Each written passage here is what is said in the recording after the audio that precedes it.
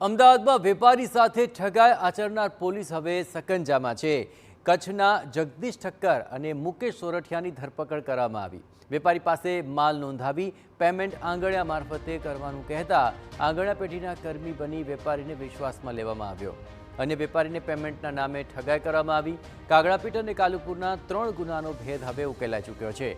આરોપી જગદીશ અગાઉ આંગણિયા પેઢીમાં કામ કરતો હતો। જગદીશે અગાઉ 2 કરોડની ઠગાઈ કરી હોવાનો પણ ખુલાસો થયો છે।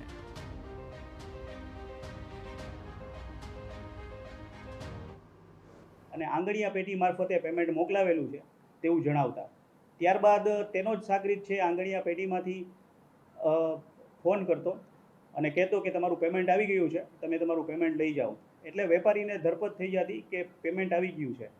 ત્યાર પછી છે આ ફરીથી ફોન કરતો કે મેં પેમેન્ટ જેટલું મોકલવાનું હતું એના કરતાં વધારે મોકલેલું છે, તો આ વધારાનું પેમેન્ટ મારે અન્ય વેપારીને આપવાનું છે। મારી ઓનલાઈન પ્રોસિજર બંધ છે, તમારા માધ્યમથી છે એ હું જે સ્કેનર મોકલું એમાં મોકલી આપો, જેથી વેપારીઓ છે એ વિશ્વાસમાં આવી જતા।